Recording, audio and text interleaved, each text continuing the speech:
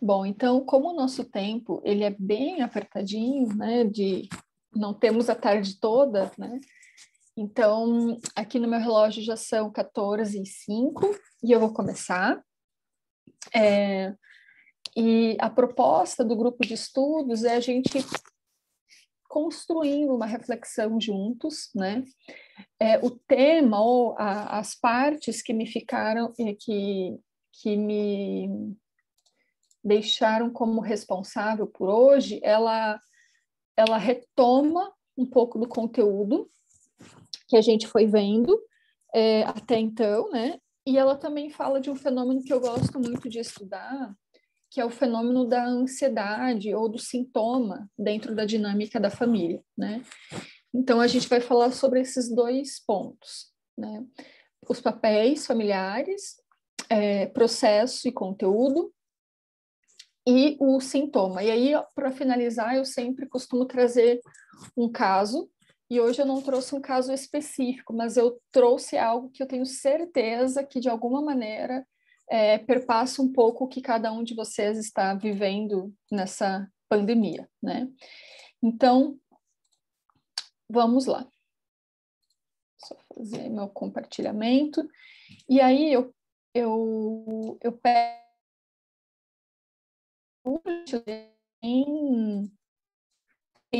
essa leitura, quem se sentir à vontade de compartilhar, por favor, assim o faça, porque deixa o nosso encontro mais dinâmico, né? Então, muito bem. Boa tarde, Carla, bem-vinda. Bem-vinda. Chegou exatamente na hora. Estamos começando agora. Então, vamos lá, né? Para quem ainda não me conhece, eu me chamo Ana Paula Risson, adoro que me chamem de Ana ou Prof. Ana.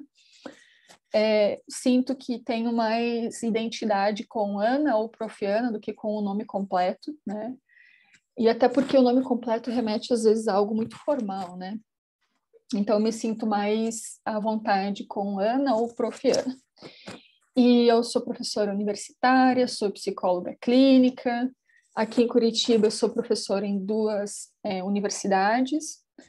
Fico feliz que hoje eu tenho uma aluna muito querida, a Silene, que está prestigiando também.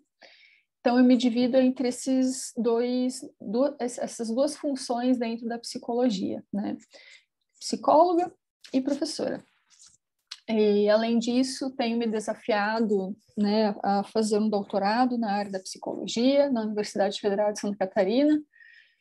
Então, o tema da família, ou das famílias, ele costura esses lugares que eu circulo, na docência, na clínica, na pesquisa.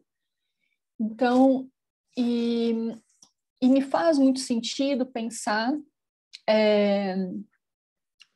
a dinâmica da família, as transformações da família, pela ótica da sistêmica, né? Então, que é o que está unindo hoje nós aqui, nesse dia, ao menos mais para o sul, né? Um dia chuvoso e frio. E um ponto importante, assim, que às vezes eu percebo que é uma dúvida para os alunos, é uma pergunta e uma dúvida que vem mais ou menos assim: prof, toda terapia de família ou terapia familiar é sistêmica?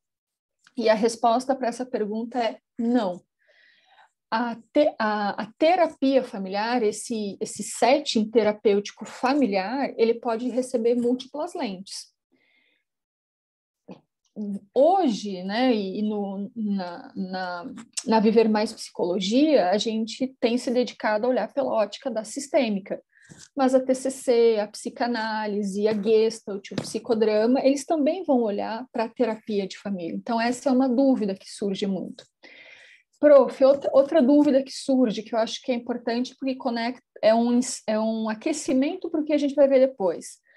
Prof, qual que é a diferença entre a abordagem sistêmica e a terapia familiar? Então, a abordagem sistêmica ou teoria sistêmica, ela vai ser a nossa lente de observação. Ela vai ser a nossa postura diante dos fenômenos. sejam eles individuais, de casal, de família, sociais, né?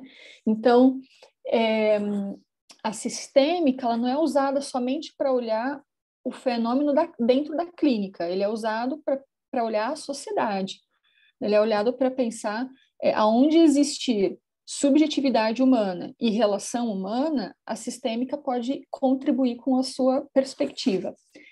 A terapia de casal, ou a terapia de família, ou ainda a terapia individual, vai ser o setting terapêutico. É como aquele espaço vai se compor. Então, essa é uma diferença que eu gosto muito de frisar e é um aquecimento para a gente ir para o que eu vou abordar agora, tá?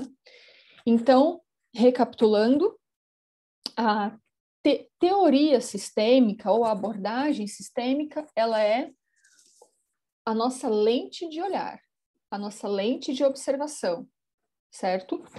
O pensamento sistêmico é a nossa sustentação teórica e epistemológica. Então, o pensamento sistêmico enquanto uma epistemologia de olhar de forma sistêmica para os fenômenos. A terapia familiar, a terapia de casal ou a terapia individual é o setting terapêutico, é como se configura aquela relação de terapeuta barra pacientes, certo? Até aí, pessoal. Fechou? Me deem um okzinho, liguem seus microfones, só para eu saber se estou indo pelo caminho que está fazendo sentido. Tá? Muito bem. Obrigada, gurias. Muito bem, então, vamos lá. A parte, né, que eu fiquei incumbida de falar hoje, então, ela levava 2 títulos. Lições dos primeiros modelos, né, as primeiras formas de olhar para a família, que está na página 73 do livro, e Ansiedade na Família, que está na página 76. Tá? Muito bem. Qual a base filosófica da abordagem sistêmica? O Pedro nos perguntou. Ótima pergunta, Pedro. Enquanto base filosófica, a gente tem Bandura e Maturana, né, como alguns dos principais pensadores. A gente vai ter também não necessariamente filósofos, mas grandes pensadores, né, dentro das teorias que sustentam a sistêmica.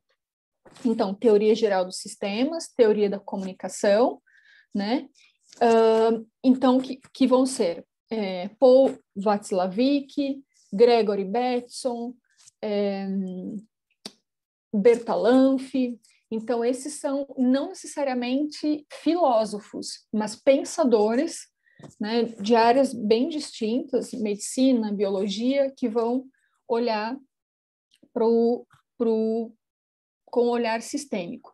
Mais recentemente, nós temos o Edgar Morin, enquanto um historiador e filósofo, que, pela perspectiva da teoria da complexidade, está nos ajudando a pensar essas tramas complexas que compõem os fenômenos sistêmicos. Edgar Morin ainda está vivo.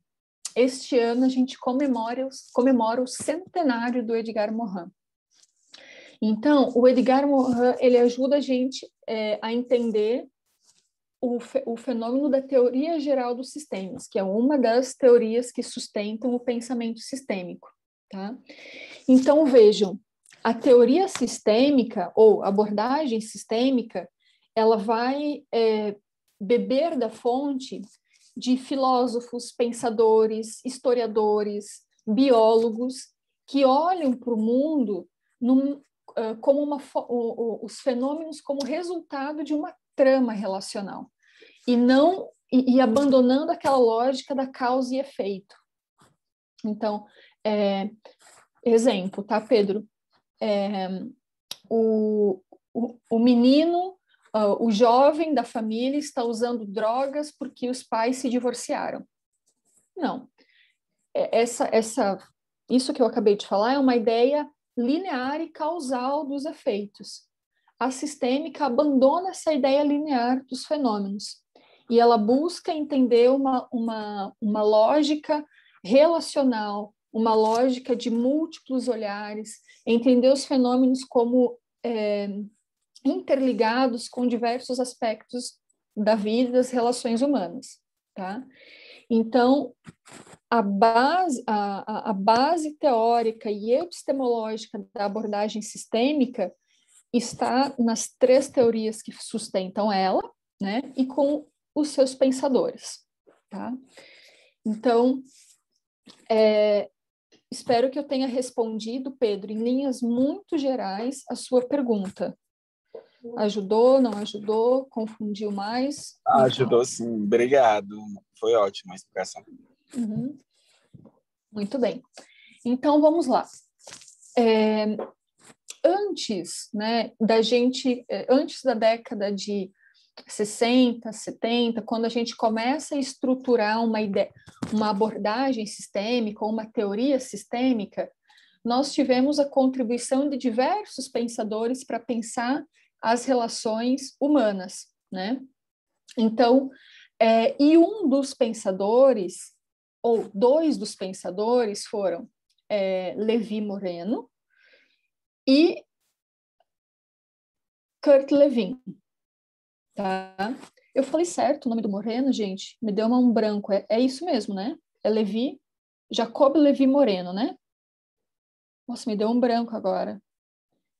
Desculpa se eu... Tá certíssimo. Tá certíssimo, né? Jacob Levi Moreno. Isso. Deixa eu só ver aqui. Isso, tá.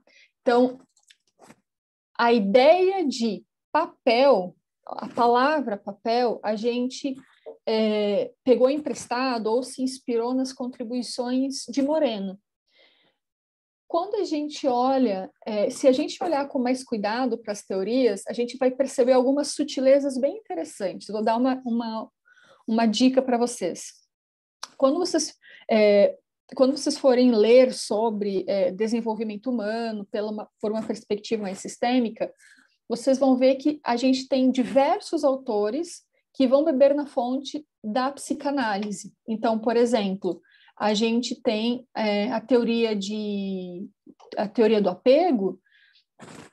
Joe Bowlby, ele era psicanalista, né? Ele não era um terapeuta sistêmico, mas essa teoria ela é usada por várias abordagens da TCC sistêmica.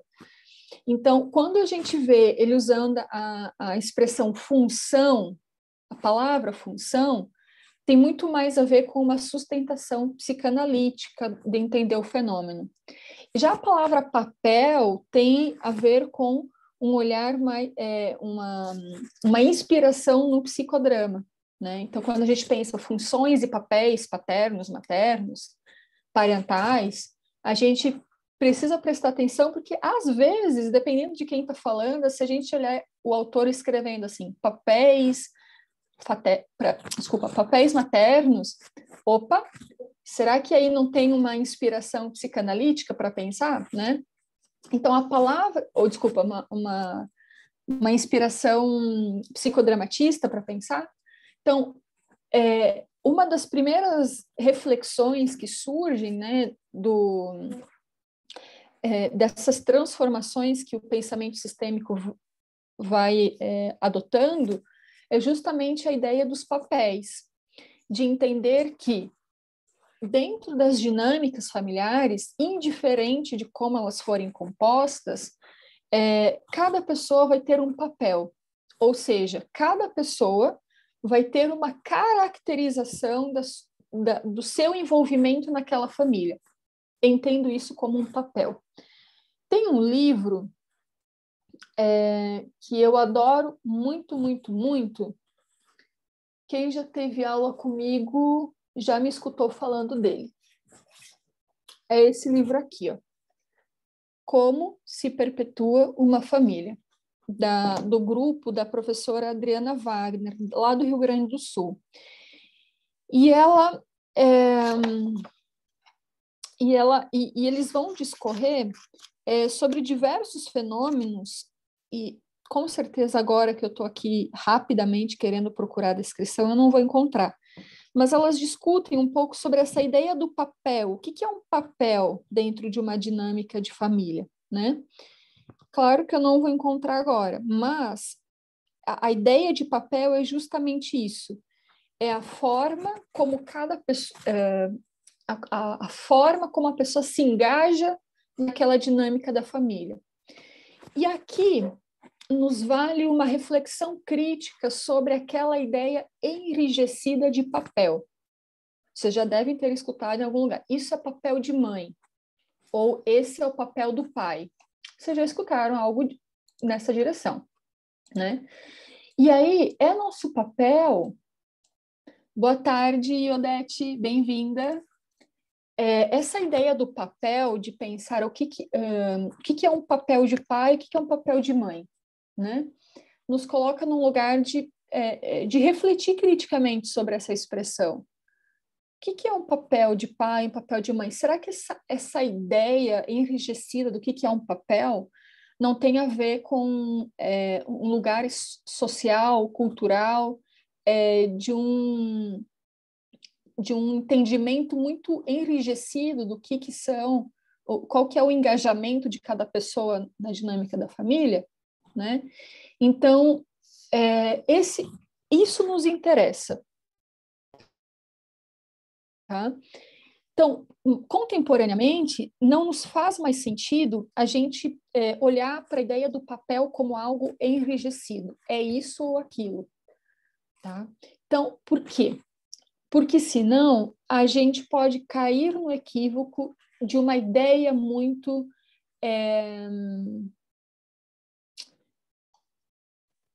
deixa eu ver. Pessoal, tá travando para mais alguém? Não? Para mim tá ótimo. Tá. Deixa eu ver. Mais alguém me dê. Tá. Porque como tá chovendo, às vezes a internet fica oscilando. Para mim tá ok também, professora. Tá, beleza. Muito bem.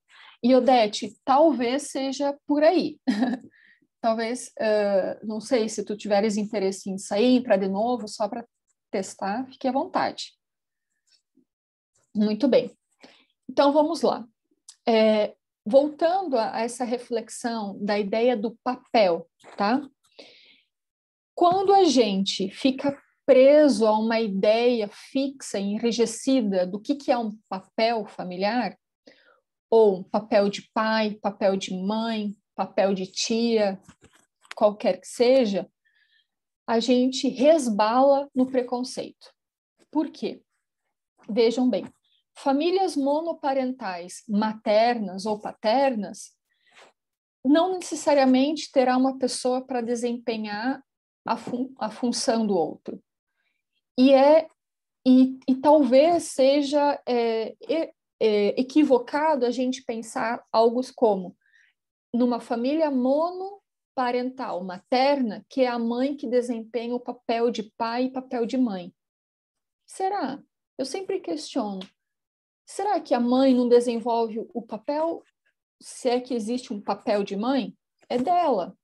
Será que a gente não produz mais sobrecarga ainda quando a gente coloca de que é ela que vai desempenhar as duas responsabilidades? Então, esse é um primeiro ponto. Outro ponto é quando a gente pensa em famílias homoafetivas, compostas por duas pessoas do gênero masculino ou duas pessoas do gênero feminino. Se a gente usar essa ideia do papel de mãe e papel de pai, a gente pode resbalar no preconceito e achar que um dos pais ou uma das mães vai precisar desempenhar um papel denominado com algo que não é a característica, a responsabilidade dele naquela família. Tá? Então, a ideia do papel, ela continua contemporânea dentro do pensamento sistêmico, é óbvio. A gente continua usando a palavra papel ou papéis familiares. O que mudou nos últimos anos? É o que a gente define e atribui como papel. É esse o nosso compromisso. Então, por exemplo, se imaginem diante de uma família homoafetiva, de 2 pais ou de 2 mães. E aí a gente pergunta para um deles, quem que desempenha o papel de mãe ou quem que desempenha o papel de pai? Como eu disse, eu posso resbalar nesse lugar do preconceito, né?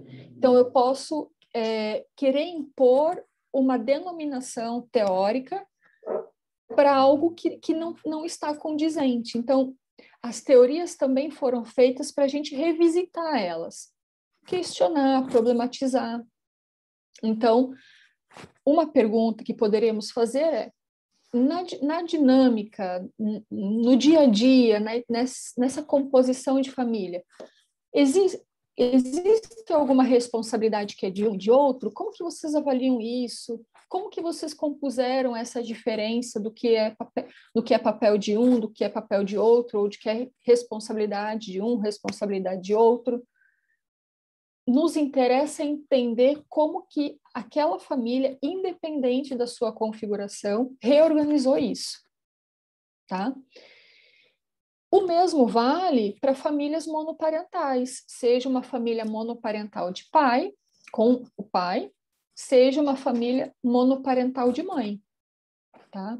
Nos interessa saber que composição que foi formada e perguntar para essa mãe ou para esse pai algo como, existe alguém que te ajuda, que contribui nas tarefas, na dinâmica, nas responsabilidades e nos cuidados da família? E aí, às vezes, eles podem trazer, sim, é a madrinha de um deles, é a minha mãe, é a minha tia, é a minha vizinha, é a babá, enfim, nos interessa isso, tá bem? Então, fechando a questão dos papéis, qual que é o ponto que nos interessa, né? Reconhecer as transformações que a palavra papéis ou papel dentro da dinâmica e da história familiar foi passando. Esse é o nosso desafio e a nossa postura, tá bem? Muito bem. Dúvidas em relação a isso? Ideias, exemplos, perguntas?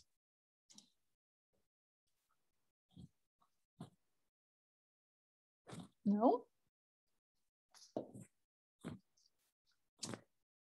Só me deem um ok se posso seguir adiante.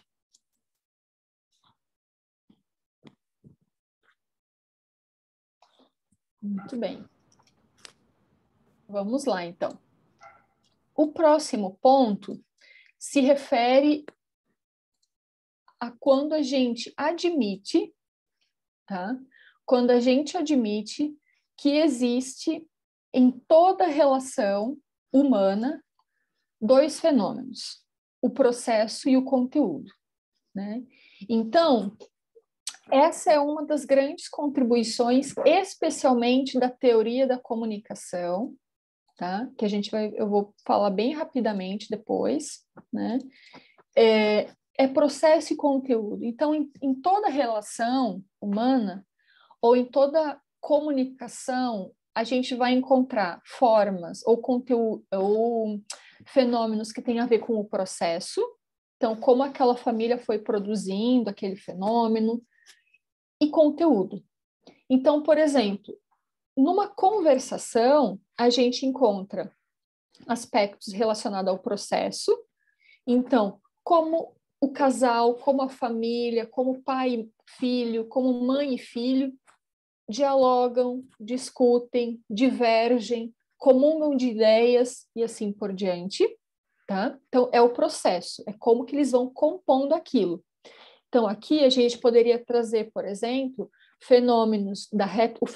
o conceito de retroalimentação da dinâmica familiar, o fenômeno de feedback, tá? Então, que é a ideia de processo. É como um vai alimentando as emoções, as vivências, as ideias um do outro. E a ideia, e o conteúdo, que é como que é falado, né? A composição da mensagem. As palavras, o enunciado implícito ou implícito, aquilo que é verbalizado em palavras ou em expressões, entonação de voz. Então, passa a nos interessar como que isso é composto dentro da dinâmica da família, tá? Então, aqui, os autores, né, do livro, eles trazem essa questão da família buscando ajuda, falando que a família não foi capaz de resolver os seus problemas, o que é muito comum. Então, famílias ou casais que procuram dizendo que não sabem conversar, que começam a conversar, mas a conversa vai para uma briga e aí é interrompido de forma muito traumática para todos, tá? E aqui nos interessa, então, uma pergunta interessante o que no jeito de tentar não funciona? É isso que nos interessa. É isso, ó, em relação ao processo e conteúdo. Então, o que é que não dá certo? Isso nos interessa. Então, a família chega e fala assim, Ana, não aguento mais, eu não consigo falar nada nessa casa, na nossa família, na nossa casa, a gente não consegue ter uma conversa sem brigar, nem uma conversa dá certo, então vem muito com aquele peso, né, de uma demanda que foi sendo reprimida por muito tempo. E aí eu sempre costumo perguntar algo do tipo, me fala mais o que não deu certo? O que desse jeito que vocês foram pensando não deu certo? Né? Justamente por conta disso. Talvez não tenha sido tudo que deu errado, tudo sucumbiu ao fracasso. Não. Às vezes é a dinâmica, é o processo que está truncado pelos sentimentos, pelas emoções. Pedro, por favor, pode falar. Prof, eu ia me perguntar como que faz para fazer a diferenciação do que é individual, do que é familiar, porque assim, eu tenho pouca experiência, né? Estou ainda me formando em psicologia e eu entendo que no final sempre vem a família, sempre vem o sistema. Eu entendo que toda relação é sistêmica, né? Então, como fazer essa diferenciação na abordagem? Essa aqui é uma demanda individual, não, isso aqui é mais realmente familiar. Ótimo. Muito bem. Extrapola o campo, primeiro, extrapola o campo individual quando pessoas são trazidas, entre aspas, para a sessão, tá? Eu sempre costumo usar esse parâmetro, né? E eu costumo usar isso de forma bastante lúdica e metafórica nas sessões. Então, eu costumo falar coisas do tipo, fulano, hoje seu pai veio para a sessão. Você percebeu que seu pai veio para a sessão? Ciclano, você percebeu que a sua mãe esteve presente ao longo de toda a sessão, né? No sentido metafórico, né? Para dizer do quê? Todo o conteúdo que o paciente me trouxe, né? Num pedaço da sessão, num fragmento, ou na sessão toda, ou em várias sessões, transcendiam aquilo que tinha relação com os dilemas internos da pessoa. Envolvia uma outra pessoa, envolvia diálogos, histórias, relações, vínculos, afetos com outra pessoa, né? Então, extrapola aquele lugar íntimo da pessoa, aquele lugar interno, dos dilemas da pessoa, das escolhas, das dúvidas, das reflexões da pessoa, e outras são trazidas, né? O que é muito comum de vir em terapia de casal, em terapia de família, é muito algo como a personificação do fenômeno. Então, eu fiquei muito triste, eu tenho dificuldade, eu não sei como resolver isso, eu estou com dúvidas. Bom, precisamos explorar esse lugar individual, né? Tem algo que outras pessoas possam contribuir com isso? O esposo, o filho, a filha? Ou tem a ver com a forma da pessoa se colocar, né? Então, Pedro, não existe uma resposta única que eu possa te dizer assim, Pedro, quando a pessoa te falar isso, não tem mais a ver somente com ela, tem a ver com as pessoas. Ou tem a ver com o casal, tem a ver com a família, ou vice-versa. Quando um membro da família trouxer isso, não está tão fragmentado, não está tão nos quadradinhos, né? O que a gente pode fazer é explorar com a pessoa o que tem a ver com o outro da relação. Então, a gente pode fazer perguntas como: você acredita, você pensa, você idealiza que esta outra pessoa vai poder contribuir nesse teu dilema, nessa tua dúvida, nesse comportamento? Qual que é a parcela da outra pessoa nisso que você está pensando? Ou então, você consegue me ajudar a entender o que faz parte dos seus dilemas e o que faz parte das relações sua com essa pessoa? Então, a gente ajuda a pessoa a ela fazer essa divisão. Não é a gente que tem que fazer a divisão no sentido de chegar lá e falar assim, fulano, isso é seu, isso é do casal, isso é da família, isso é da relação de mãe e filho. Senão a gente fica num lugar muito pedagógico e muito prescritivo, né? Então, fulano, é isso ou aquilo. E é questionável se essa lógica prescritiva traz um processo de autorreflexão para a pessoa, tá bem? Então, Pedro, você está certo na questão das dúvidas, é isso mesmo. Precisamos explorar, entender o que vai ser de demanda do indivíduo, da pessoa, de suas emoções, dos seus dilemas, dos seus questionamentos, e o que extrapola, o que também tem uma colaboração do outro, tá? Então, nos interessa ajudar a pessoa com que ela consiga fazer essa separação. Ontem mesmo eu atendi uma família e a mãe da família, uma família de 5 pessoas, a mãe da família, ela trazia muito a reflexão, ela monopolizava muito a sessão. E aí ontem, depois dela trazer uma reflexão, depois de trazer um fato, descrever um fato, eu falei algo nessa direção, assim, acolhendo o que ela tinha dito. Então, qual foi o retorno, né? Fulana, que bom que tu conseguisse trazer esse fenômeno para a sessão. Me parece que você precisou de muita coragem para trazer esse assunto para a sessão, né? Então, ou seja, eu acolhi o que ela trouxe, não era menos importante o que ela trouxe, tá? Mas, em contrapartida, na sequência eu disse, fiquei pensando, fulana, será que esse não seria um assunto de você ver de forma individual com a sua terapeuta? Porque eu fiquei pensando que talvez algumas coisas relacionadas a esse episódio, os seus filhos e o seu esposo não vão conseguir te ajudar.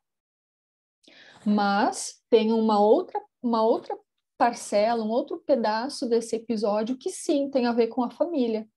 E aí eu acho que é isso que nos interessa aqui na sessão. E aí eu peguei um daqueles pontos e trouxe para a sessão, né? Então, ou seja, eu estava vendo que recorrentemente ela estava monopolizando o tempo da sessão, é tempo mesmo, minutos. Então, eu nunca cronometrei, mas eu consigo afirmar com muita certeza de que a maior parte da sessão ficava centrada em torno do discurso dela. E aí, especialmente as últimas sessões que a gente foi fazendo alguns mergulhos em coisas mais sensíveis, que são tabus dentro da família. E aí, a minha leitura é que ela estava fazendo uma proteção daquele espaço também. Então, sempre que existe um tabu numa família, existem os guardiões do tabu. Então, não, a gente não vai falar sobre dependência química. Não se fala sobre, essa porta ninguém abre. Então, levou muito tempo e a gente teve que ir indo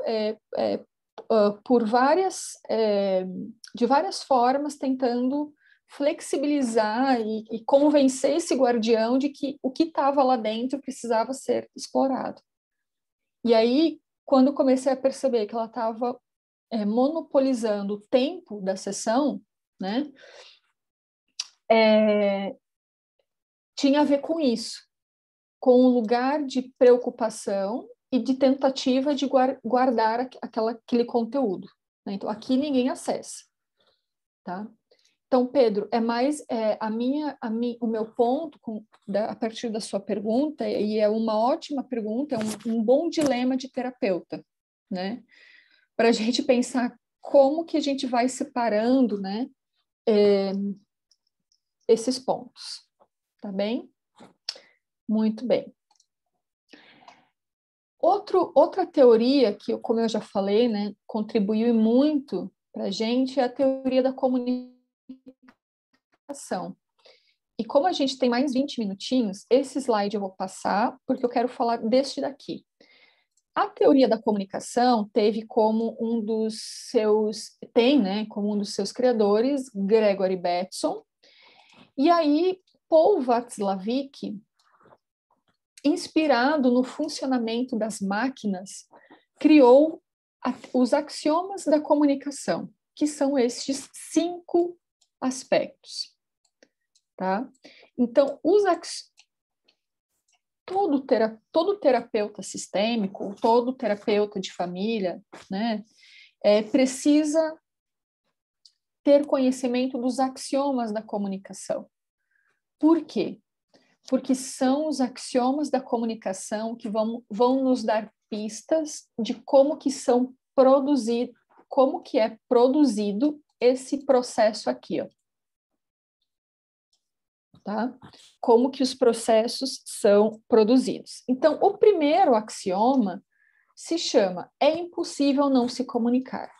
Nós estamos nos comunicando a todo instante, até mesmo quando a gente está em silêncio, até mesmo quando a gente não emite nenhuma comunicação, a gente está dizendo algo. Então, essa é uma primeira premissa, tá? E às vezes a família chega com algo do tipo assim, né? Quase que com um tom inquisitório, né? Você nunca fala nada. E aí eu sempre penso assim, bom, mas não falar nada já é muita coisa, né? Por isso que incomoda tanto. Então, numa reflexão rasa, as pessoas diriam assim, ele não se comunica. Mas não, muito pelo contrário. A pessoa não se comunicar está dizendo muito, né? Em cada caso, vai fazer conteúdos diferentes, mas fala, tá? Toda comunicação tem a ver com conteúdo e relação, tá? Então, vocês já devem ter passado por situações como falado algo do tipo assim, fiquei tão triste com aquilo que ele me falou. Ele poderia ter falado a mesma coisa, mas se ele fosse mais gentil, mais educado, mais sensível, eu não teria ficado tão triste. Certamente vocês já ouviram ou já viveram algo do tipo. Então, isso está diretamente relacionado com esse axioma. Tá? Por quê? Porque além do conteúdo que a gente fala, a relação vai nos levar naquela ideia do processo e na forma como a gente vai compondo. Então, outro exemplo é, por exemplo,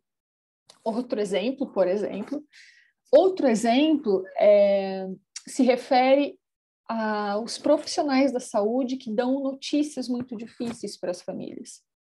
Então, cada profissional de saúde vai ter um jeito de conduzir aquele momento difícil, né? De dar uma notícia de uma morte, de uma doença crônica, né? De um tratamento difícil, de uma cirurgia, ou de um resultado de um tratamento.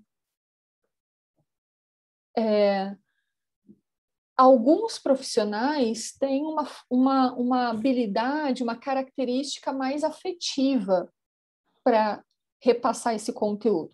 E outros têm uma característica mais pragmática, mais diretiva. E aí é comum a gente escutar, né, algo como: poxa, ele foi tão rude falando aquilo, ele foi tão insensível falando aquilo para a gente, falando aquele resultado daquele exame para a gente. E aí, se a gente for olhar, né, como que foi composta aquela cena da notícia, a gente vai ver que o profissional não foi indelicado, não foi ríspido, ele teve uma postura mais diretiva, apenas, né? Mas a pessoa que escutou, dada a complexidade, a gravidade daquilo, né, não se sentiu acolhida. Então, esse é um exemplo interessante. A comunicação sempre depende dessas sequências comunicativas, então, a forma como a gente se comunica tem a ver como o outro interage com a gente. Então, por isso que eu sempre fico perguntando: gente, aí, tá tudo certo com a aula? Faz sentido, não faz? Né? Estão aí, me deem um ok, me mandem um amém, me mandem qualquer coisa, digam que vocês estão aí, né, validando a minha presença de professora. Então, ou seja, tem a ver com isso, é uma sequência comunicacional. Quando vocês fazem perguntas, quando comentam algo, a gente vai compondo, senão fica um lugar em que só eu falo, mas todos nós nos comunicamos, tá? Mas só eu verbalizo, só eu aponto, falo, trago conteúdo. O ser humano se comunica de maneira digital e analógica, ou seja, de maneira verbal e não verbal. Eu acho que fica já explícito, né? Então, não nos comunicamos somente com palavras e fala verbal, nos comunicamos com fisionomia, com expressão corporal, com entonação de voz, com velocidade da voz e assim por diante. Por fim, todas as permutas comunicacionais são simétricas ou complementares, ou seja, tem uma hierarquia ou tem um nível de igualdade. Então, esse é um exemplo que eu sempre trago em relação ao poder e as relações de poder entre professora e alunos. Numa visão rasa, as pessoas diriam assim: o professor tem poder e os alunos são os submissos. Mas, numa perspectiva da teoria da comunicação, o poder perpassa por todas essas pessoas. Os alunos também têm poder sobre a professora. Então, especialmente em algumas configurações de tipo de ensino, né, os alunos também têm poder sobre a professora, não é só o professor. Então, existem essa equação ou esse lugar de quem tem o poder não é tão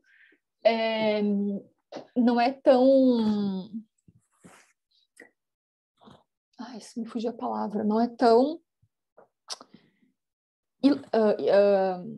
explícito, não é tão rígido, é o professor que tem poder, tá?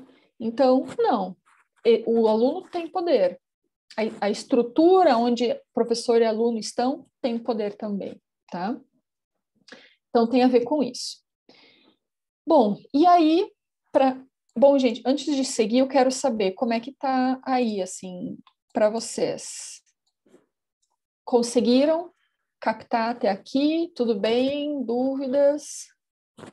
Exemplos para trazer? Tudo certo? Prof, quando você falou do digital, eu fiquei pensando nessa questão mesmo das redes sociais, como uma nova via realmente também de comunicação, porque eu percebo até mesmo nas minhas comunicações, por exemplo, eu tenho uma linguagem própria, por exemplo, para falar nas redes com os meus amigos, que eu não uso no meu dia a dia.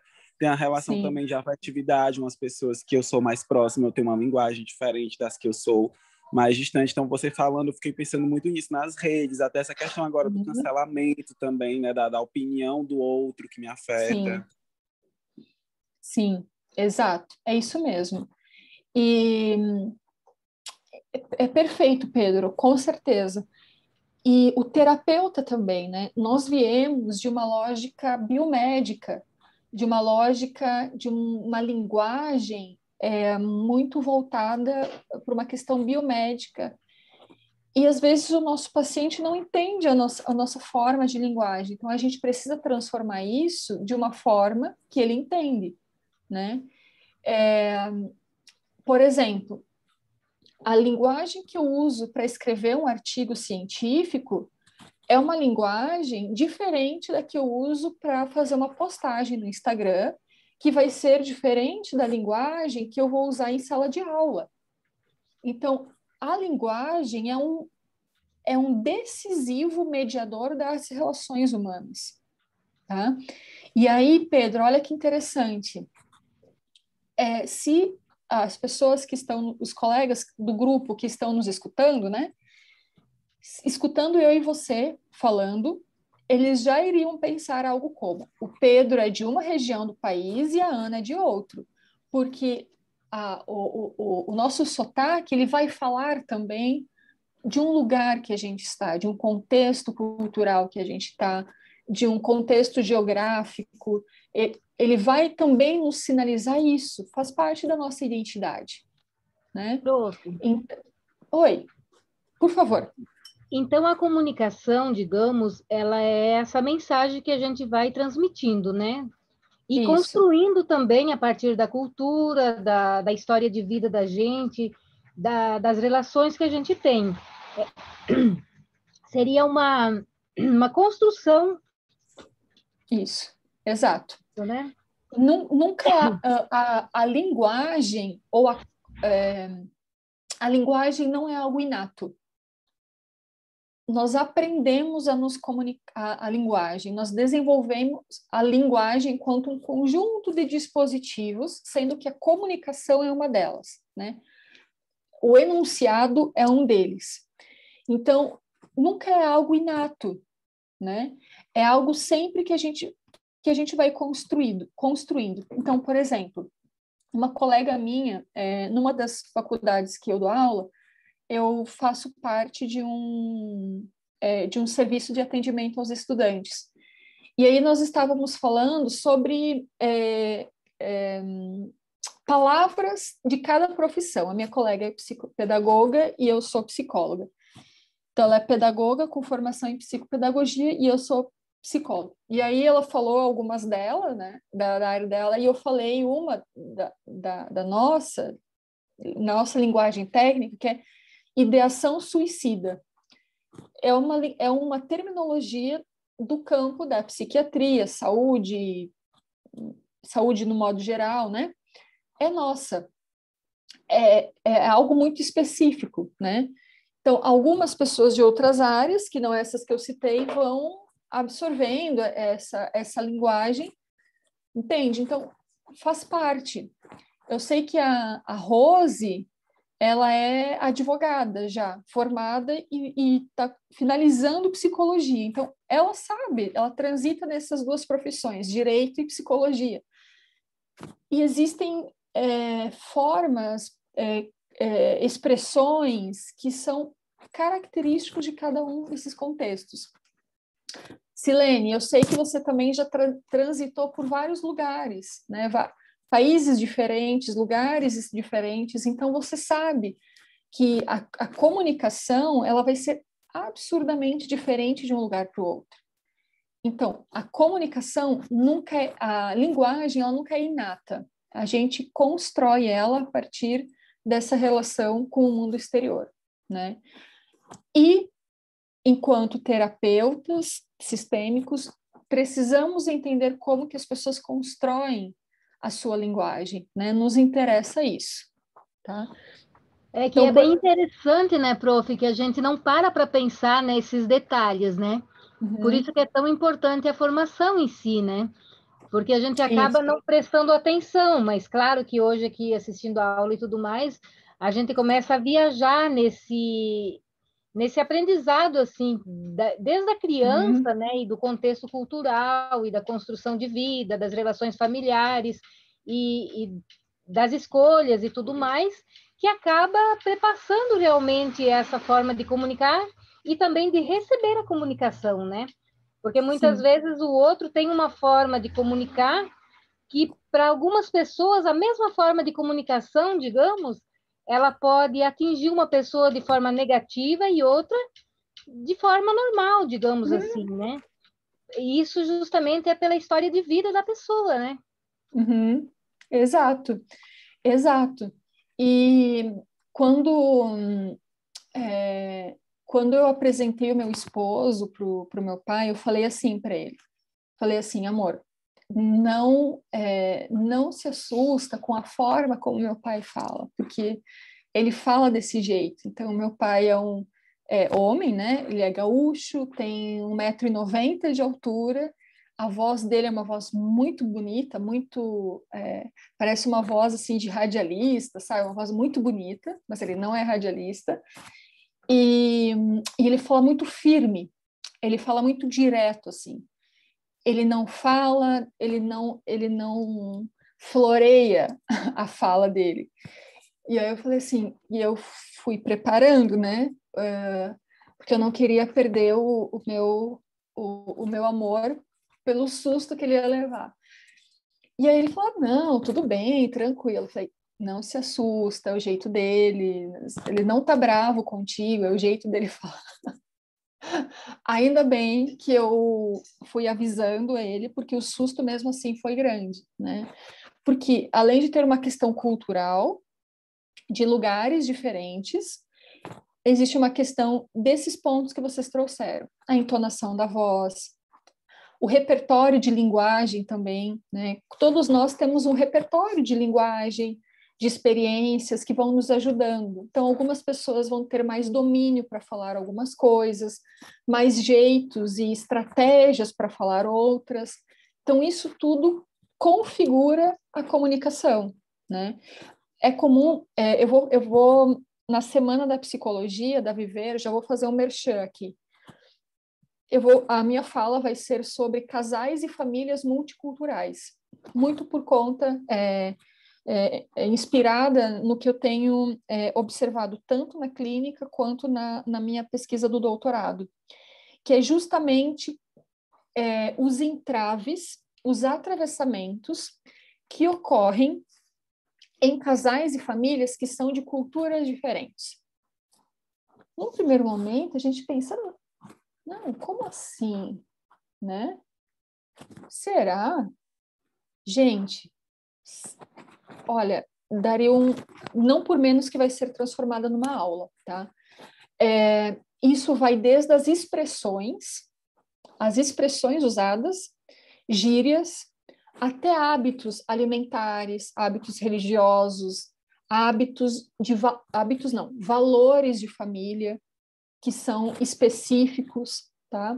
Então, isso tudo é linguagem.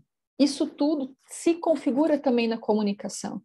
A linguagem é sempre como algo muito mais complexo e amplo, que envolve um conjunto de signos e significados, e a comunicação, aquilo que se estabelece entre mais de uma pessoa, tá? Então, eu não lembro muito bem quando vai ser, mas vou ministrar essa aula sobre casais e famílias multiculturais, tá? Exato, Esther, perfeito. Relações interraciais também, tá? E aí, eu estou tentando reorganizar meus livros aqui, então às vezes eu me perco. Tem um livro, mas se chama Famílias Interraciais, Esther. Eu queria te mostrar aqui. Não.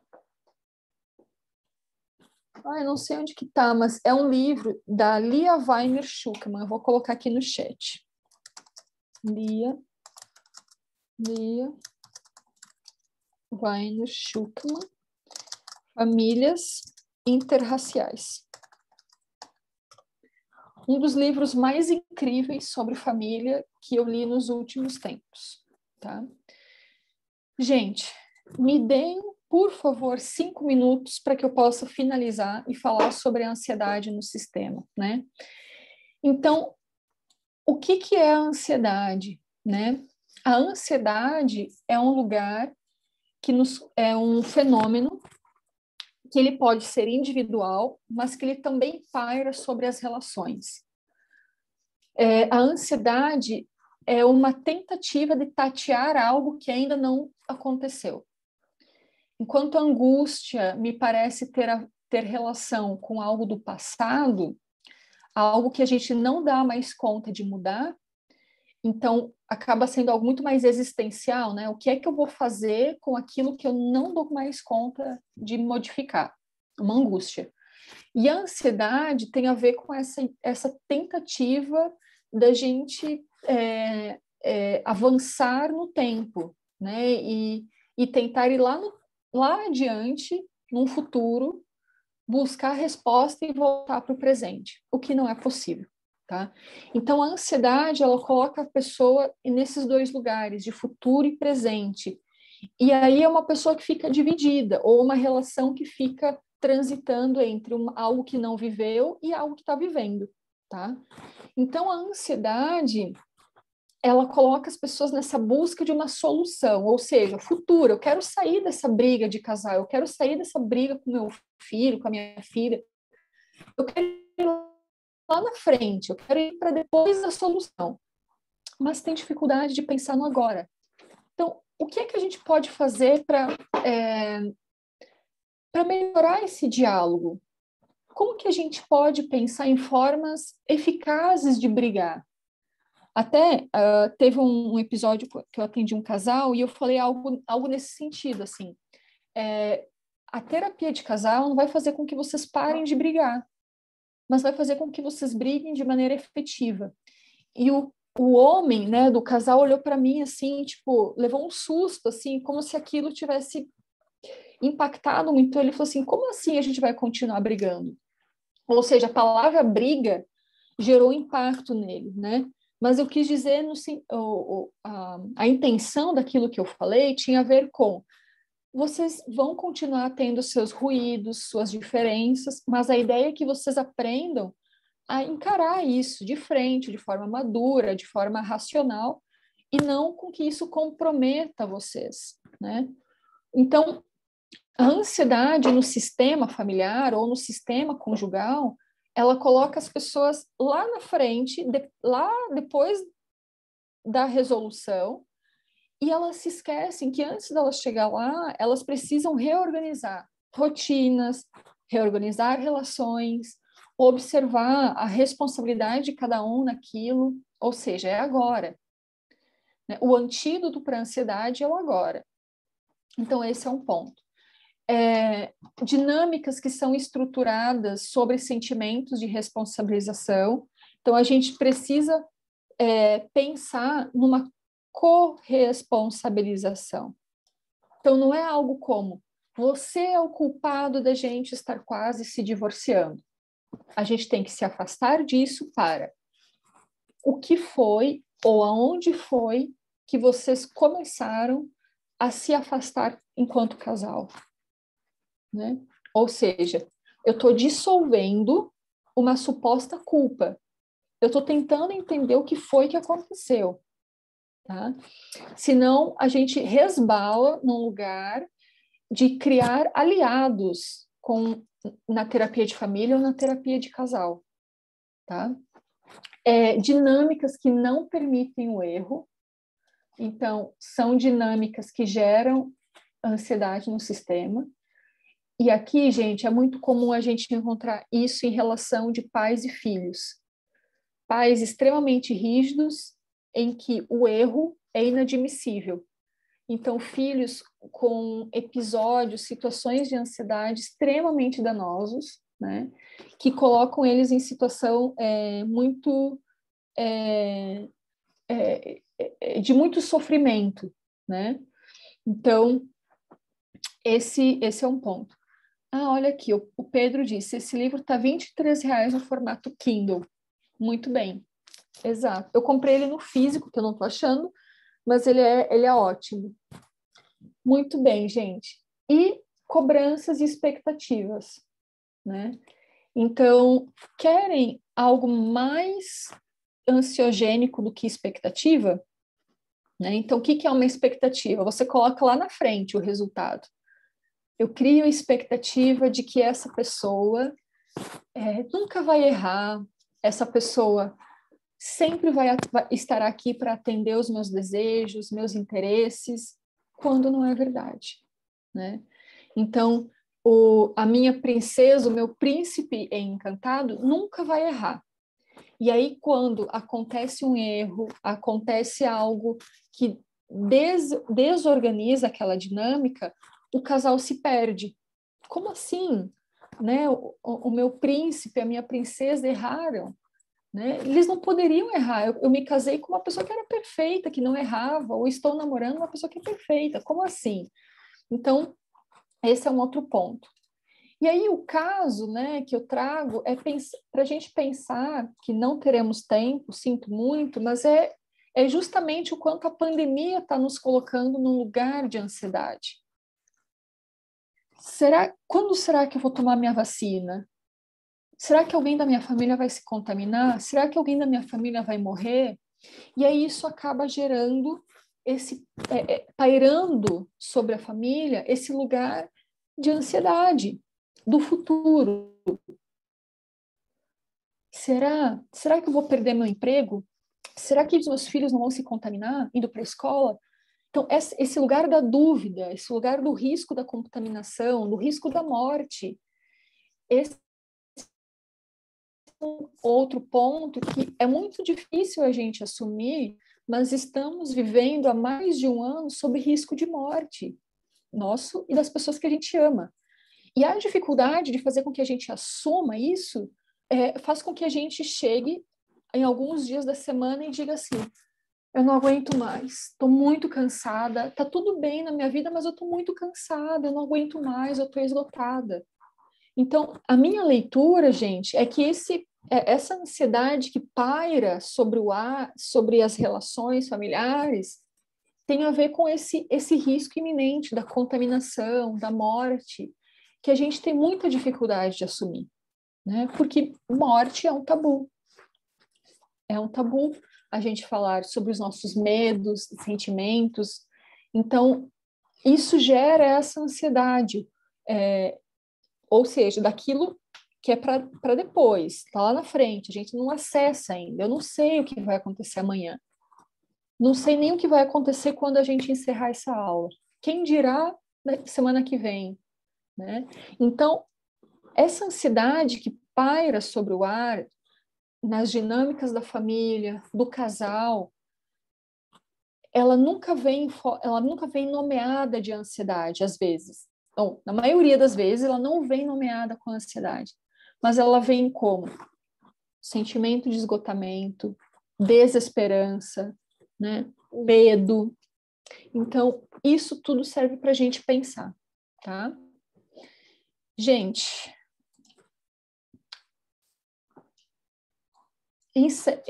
antes de encerrar, né, gostaria de saber como é que está aí do outro lado, ao menos uma palavra ou uma frase assim para me falem. Eu estou tão carente nos últimos dias. Sim.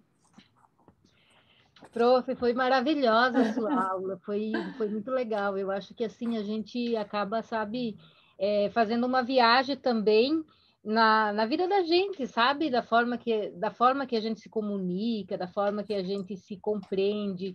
E trazer essa questão da pandemia, eu acho que traz um pouco também esse sentimento, né, que a gente traz, essa sensação, na verdade, de não saber mesmo o que vai acontecer, né? E que a gente não tem domínio disso, né? Então, conseguir trazer isso para o aqui e agora e olhar que agora está tudo bem, talvez seja também um ponto de equilíbrio, né? para a gente poder continuar se cuidando, se protegendo e protegendo também quem a gente ama, né? Nesse caminhar. Eu acho que isso é bem importante, essa reflexão final que você fez, eu acho que é muito legal para a gente também. Sim. Silene, só me permita um exemplo. Agora, você falando, lembrei. Eu tenho um paciente que ele faziam 3 semanas, eu atendi ele essa semana, então, há 3 semanas, no final da sessão ele traz algo relacionado à pandemia. Então, ele fala algo assim, ai, me esqueci de te falar. Lembra aquela minha tia? E aí ele me fala a história, o tempo vai encerrando, a gente fecha. Na sessão seguinte, eu sempre começo. Tem algo da sessão passada que você gostaria de começar? Nunca é pandemia. Ele vai para outros caminhos. Lá nos 5 minutos finais, ele volta. Tu lembra que ele fala, tu lembras que eu te falei daquele episódio, daquela minha amiga e tal? Tá internada, e fala. E na última sessão, nessa semana, ele me falou uma coisa assim, ó. Estávamos no meio da sessão e ele me diz assim, porque se eu pegar a pandemia, se eu for contaminado pela Covid, eu tenho poucas chances de sobreviver. E continuou falando coisas do trabalho, de família, não lembro. Aí eu pensei, não, deixa eu voltar, eu não posso seguir adiante. Ele conseguiu falar algo, ainda que quase que passou despercebido, ele falou algo que ele estava tentando me falar em outros momentos, né?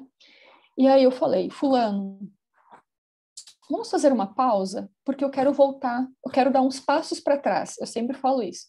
Vamos dar alguns passos para trás? Você me falou algo muito expressivo, que foi, se eu for contaminado pela Covid, eu tenho poucas chances de sobreviver. Vamos falar sobre isso? E aí, gente, a gente explorou um lugar que até então ele não tinha coragem de trazer e de admitir o quanto ele tem medo, o quanto é difícil para ele pensar sobre a pandemia. Então, conseguimos dar espaço para essa ansiedade que estava pairando. Então, a fala dele era sempre assim, as outras pessoas se contaminaram, tá tudo bem comigo, os outros se contaminaram, nunca era com ele. E aí, numa fração de segundo, ele deixa escapar isso e ele conseguiu dar nome. Então, esse é um ponto interessante para a gente observar. Leide, querida, eu acho que você chegou agora, né? Leide, levantasse a mão. Não? Então tá, gente. Si, obrigada pelas palavras, pelas contribuições. Obrigada a todos. Que bom que vocês gostaram muito da aula. Eu também adoro. Se eu pudesse, eu faria mais vezes o grupo de estudos, tá? Leide, você chegou no final. Nos segundos finais da aula, era das 14 às 15, mas ele fica salvo, tá, Leide? Então, ficará salvo, está sendo gravado, a escola vai divulgar e você pode acessar e assistir posteriormente. Tá bem? Gente, então, agradeço muito, muito, muito a presença de vocês. Cuidem-se, cuidem-se, cuidem-se. Nos vemos em breve, tá bom? E até mais. Tchauzinho. Beijos, bom sábado. Tchau, beijo, obrigada. Beijos. Bom final de semana, gente. Para vocês também. Tchau, tchau.